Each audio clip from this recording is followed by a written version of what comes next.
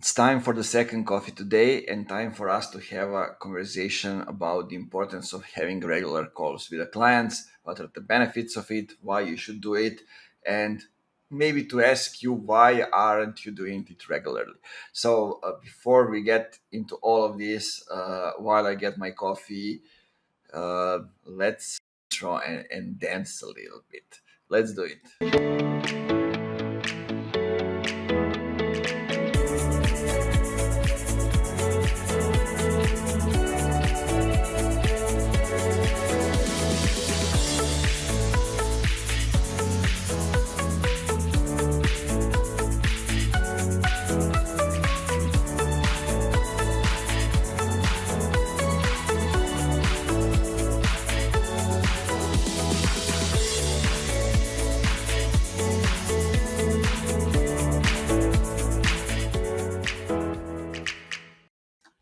It's getting darker. Hey guys, welcome to the Funky Marketing Show. Welcome to this episodes. I don't have guests. It's gonna be me, myself, and I. We're gonna do sort of like a Q&A. So if you have any questions regarding the topic that we have today, feel free to ask questions. I'm gonna try to answer all of them. But let me give you some context why we are talking about this topic uh, today. So first of all, I've been working with uh, 5 to 7 different clients in the last 2 months on their strategic narrative, on their content strategy, on their story, their narrative, on differentiation, on branding, and on distribution. And what I have seen over there is that lots of them don't have insights from the customers. They assume things, but they don't know. Uh, and it happens because they don't have regular conversations with their clients or customers. And it's mind blowing to me because those are people over there. For example, lots of those companies have people that are with them for a while now. So they're obviously satisfied with the services, but still, we are not getting information. Why are they satisfied? Is there something that is missing? What can we get over there? And those kind of stuff. And I want to tell you a few questions that I usually ask clients before we get into the conversation, and where I see that they don't know really the answers. So before I start working with a company, before I even get them the offer, I send them a questionnaire when I ask them couple of different questions. So I asked them questions like, why do you exist as a business person? Who needs you and why? How are you different than any other company that does what you do? Who are your top competitors? What is your top service or a product? How much do people pay for it? Uh, I asked them about their growth plans. I asked them about KPIs they measure. I asked them about who is their ideal client, what are they like, so they can describe them in details, including, maybe things outside jobs to be done, aka, I don't know, their interest, like MBA, nature, music, those kind of stuff. What are their top problems that they are trying to solve by working with you? If they don't work with you or buy from you or any of the competitors, what are their other options, just to see what will happen if none of it exists. How many people are actually involved in the decision making process to work with you to buy? Who are they? How long do the clients stay? How often do they make referrals to other good clients? How long does it take a client to make the decision to buy? Where do they go to look if they need to look for the product or the service? Who do they talk along the way to make a decision? How do current clients describe your solution?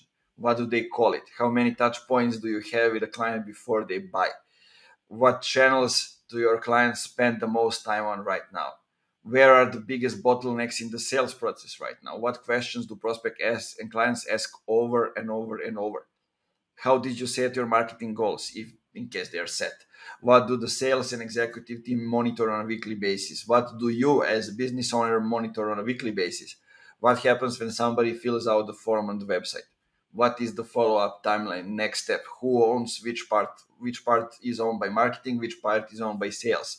What are the criteria for defining a contact as sales accepted lead, sales qualified lead? When they are logged in as opportunities, how do you define sales accepted leads? And SQLs, and what happens if the sales accepted lead is returned to the system? So if it happens that they are not ready to buy yet. So those are the questions that I'm asking. And yo Ben, how are you, my man? Long time no hear. Uh, Maybe it's good that we set up an episode to also do one. But so those are kind of the questions that I'm usually asking people. And what is interesting is that lots of them don't know the answer to the questions like, how do clients call your product or your service? Do they have a special name for it? Is it the same name as you call it? They often think, when they're describing the clients, only like a specific person from that company. So going maybe into too much details for a specific person. And they have a couple of clients which are, a little bit different. So we need to think about those things as well. And also, how do they got to buy from them? What happened before? Lots of companies have never asked their clients those questions. And I will go to that a little bit later, but I want to go from the beginnings. So I was thinking about this because I'm doing, the strategic narrative, content, and all those strategies. And what I found out is, if I have a chance, I'm using every chance to talk with a CEO, with a CMO, with everybody I can get involved, but also with the clients. So I want to get everyone's perspective, so I can kind of, see how do they see what's happening over there. And I got to the topic of the importance of talking with the clients a long time ago, while I was just team lead, talking with the clients, doing the reporting. I think it's back in 2015 while I was working in Duvo, and I got to find out the importance of creating a list of the topics that we're going to go through the calls, no matter if it's reporting call, or if it's a regular weekly call or a monthly call, however it is. But there needs to be a certain steps, topics that we will talk about, so the client can also prepare for that, and give us better answers and give us more thorough and more detailed uh, answers about that. So what I found out is that when I jump into the call with the clients, what I can tell them is highly valuable for them. And oftentimes the clients say that we need to actually record those calls, because I'm seeing them, especially, if it's the older leadership, I see them writing down while we are on the call. While I'm talking, they are writing down. So I asked, like, what are you actually writing down? And they told me, Nemanja, you are giving us so many information here. We are exchanging so many information that I have to write all those nuggets down. And it came from them, like, we need to record those calls because they are golden for us. They are giving us insights. And why are they golden for them? Because they are not paying me or anyone else doing their marketing to do what they tell me. They are hiring me because I'm the expert. They have a problem, I know how to solve it. So they don't know how to do it. They maybe have some ideas. So I am the one that needs to tell them how they should solve the problem, because I have experience. I've been doing that. This is what I'm good at. This is what is my profession. and they are good at something else. They are building their own business and they are good in that industry, in that niche, or whatever they're doing. So you need to have that in mind. Sure, listen to what clients has to say because they maybe have more insights. They are talking possibly to the customers. You will see that lots of companies aren't talking with the customers daily. So basically, you need to take that, uh, understand it, see how you can improve it, see if that is the right way or you need to go in a different way. But you are the one who will make a decision and who will propose what will happen. You need to have a more interactive approach and not just, the client doesn't agree with that, the client doesn't go with that, I don't care, I will just implement it. That's all that's wrong in marketing today. That's all that's wrong in the way agencies work today. Because they just do what they have been told. That's not the role of marketing, that's not the role of the agency. We are there to actually, give another perspective and help them be better. Because if we just implement what somebody has told us, then they can replace it anyway. Anybody can do it. A little, young boy from the hood can do it, as it's popular to say now. So have all those things in mind all the time. And when I heard that from a client that we should record those calls, I was going back and thinking, what am I saying to them? Because we have topics, we have issues, we have results, and I'm talking to them like, where are we going next? What are some things that aren't working? Because we are testing lots of stuff. So they are giving lots of feedback, finding out things as well. When we are both growing, learning on the call and growing. And there are a couple of things that I usually ask as the clients, and especially now when I'm creating like the narrative and everything, I go with my client and with their customers on the call, and we tend to get the answer to all those questions they don't have the answer to. So first, what I like to ask is, how would you describe the product or the services? I find it extremely important, because sometimes they can describe it in a very different way. I had a company I've been working with, dear friends of mine, and you know they are talking with customers. Both product team and customer success team are talking with the clients. So what I found out just by talking with the clients is that they are calling their products with a lot of different names. Their user onboarding platform, and basically they are helping customers have better uh, user experience and to guide the users. And they found out that they are calling their product with a lot of different names. So the initial idea that they have to rank for specific categories um, was proved to be wrong, because they found out that they can position themselves in lots of different categories, because their customers are using them for lots of different ways. And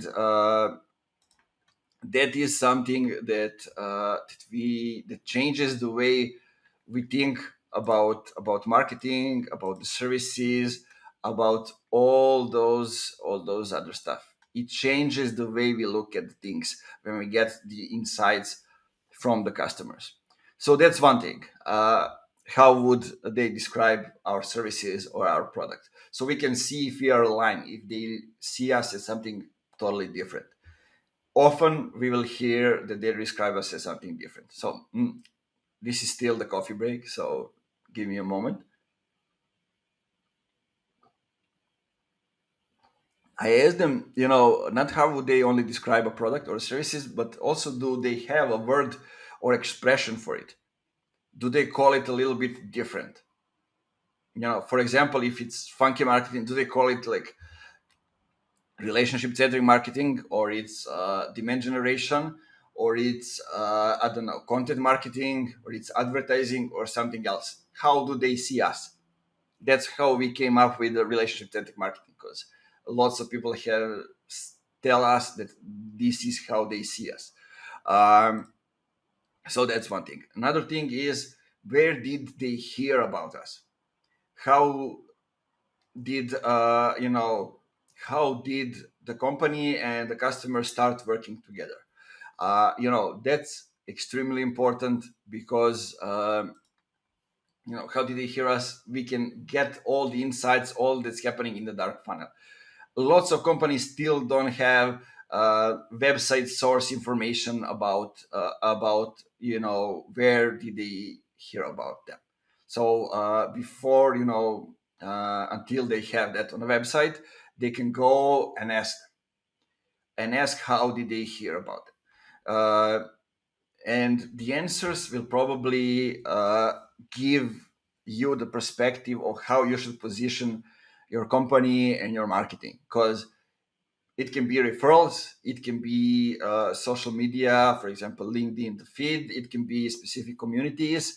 If it's referrals, uh, you need to go deeper and ask, you know, who who gave them the information. Is the CEO calling other CEOs from the same industry or niche and asking them, or is somebody that gonna use your product calling and asking their colleagues? Where are they doing that? Do they use the mobile phone just to call them, or they go into specific groups and ask like 10 people that they trust, or they post about it on social media, or they do all of that? You need to think about all those things and have them in mind as well. Uh, how did we start working together? That's also one thing that's going to give you after a while, not immediately after starting working together. You ask that question a bit later. It will give you the perspective of how your onboarding process is going. So you're going to see if it's good, if it's bad. And also what I found lots of times is, that companies have been doing some things and promising some things at the start, and the customer stays with them, but they receive those documents only in the first month. They didn't receive them as the cooperation, as the process is going further. So it's a chance for the customer to remind the company, you know, hey, you promised that you're going to send us a report once a month. We are not doing that anymore. Why? Or the report you're sending us can be a little bit more detailed. We can have this and this additional information in it. Those kind of stuff, you will get feedback on all those stuff, and you can go and implement all that. Also, what I found out is that you will get to know what is their experience with working with you. So are they satisfied, are they not? You cannot hide them, so people will you will see it immediately. They will say, hey, you are doing a great job. You've been doing such a great work for us that we are always recommending you. We are trying to do things differently so we can work more with you, in a way. Those kind of stuff. Like, we had a feedback that from a client that says that we are the highway, they are the slow car. And based on that, they figure out what they need to do to join us on a highway and be ready to go. Um, those kind of stuff are really, really important, and it gives you the unique perspective that you probably don't have at the moment. Uh, what are some things that could be improved? Those are also That's also great questions that will give you the great answers. Um, Oftentimes, I hear that clients say that they can get more information about I don't know, a specific part of the industry, or like, I don't know, the pricing in the IT industry. If you are the hiring agency, you can get all those information. If something else is happening, you are the one that can develop them. It gives you a chance to see which additional products or the services you can start. Maybe you have already thought about them, but if the clients are saying, hey, this is additionally what we need, can you provide that? Man, it means that there's a demand for that, and you can go check it out, see if there's more demand, talk to more customers, and if you see that it is over there, it means that you can sell it right away. Go ahead, create it, ship it out, start working on that. Then you will see, in case of the agencies, different kind of agencies, if you are the agency talking with a client, then you will figure out if what you are doing is enough, or they're hiring somebody else to do the rest of the process, or they are testing you another agency at the same time. You probably don't know these things, but if you have open relationship with the customers, with the clients, they will tell you that. So possibly on this kind of call, so you will know, and you will be able to react based on that. The other thing is, related to that, you will get to know um,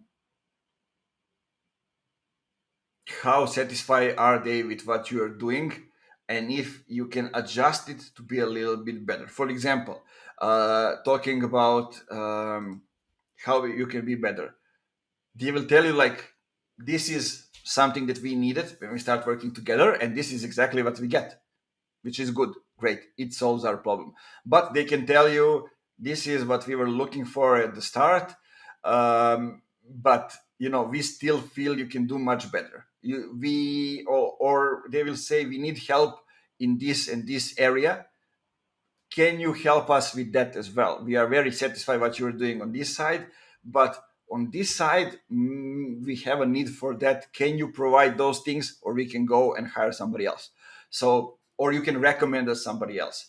Those things are highly, highly important.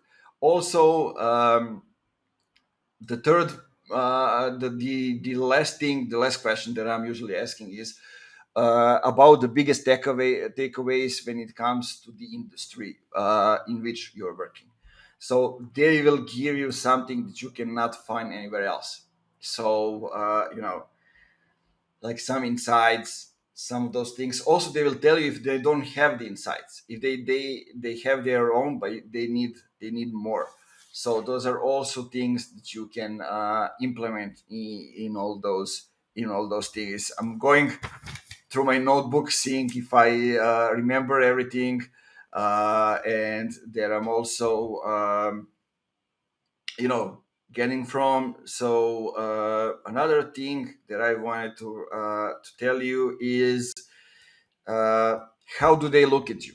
Do they look at you as the expert, or they look at you as somebody who is just doing the implementation, execution, just doing the job? Are you the brains, or are you you know the one who is just doing the job and doing what somebody else has told you? You will see that also in that conversation, and it can be additional boost of your trust over there. So have that in mind. Guys, if you have any questions, feel free to ask. I'm open to answering all of them. I know that it's for the US, maybe you are still sleeping while I'm recording that. But yeah, we have a question, and it's related to the books coming from YouTube. Yeah, man, I have read all of them. Lots of these down here are the comics. Here are some books, and there are plenty more over there. So yeah, I'm the guy who was reading 3 books in every 2 weeks while I was younger. Now I'm reading less business books, more fantasy books and comics. But yeah, as you can see, Captain America, there's Batman, there are all kind of other stuff. But yeah, so that's what I wanted to talk with you about today.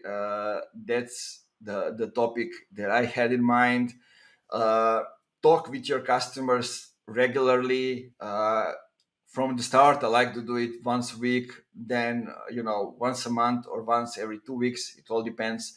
how many things are happening in between. But make sure that you are reporting from the calls and from everything else, so you know what you're going to do on the call, and both sides know that. When it comes to inviting clients on those calls, what is a good thing is that you can use Drift or Meet or some other things to kind of record the video. Just share your screen, go through the things that you will be working on, invite them, and basically go through all of the things that you need them to do to be ready for the calls. So if they need to bring somebody else, if they need to get more insights, if they need to do something from their side, so the call can go smoothly, and it can go in a way that it should go. Um, that's it, guys. Thanks for being here. Thanks for watching. This was the shorter episode, so like 36 minutes up until now. But I hope that you got some insights. If you have questions, feel free to ask them. Find me or Funky Marketing anywhere on social media, or funkymarketing.net. Follow us on LinkedIn, on Apple, Spotify, Anchor, on all the other podcast platforms. We are everywhere. Make sure you're subscribed. Uh, we have at least 2 episodes coming every week. Another one premiering today, a bit later, in like 8 or 7 hours. So feel free to go, and lots of content over there. If you are in B2B marketing, if you are interested in where marketing is going from here, what is the future of it, and how you can adjust, how you can become better at what you do in your craft or as a company, this is the place where you need to be. Now go back to the beginning of the episode, check everything that I have told you, write down those questions that can be of use, and also feel free to reach out if you are interested in, if you need help with the strategy, with the narrative, with distribution, or just kind of like a brainstorming. There's an option on the website to have a 30-minute strategy call. um, we're here to help. Bye bye, guys. Have a great day and keep it funky.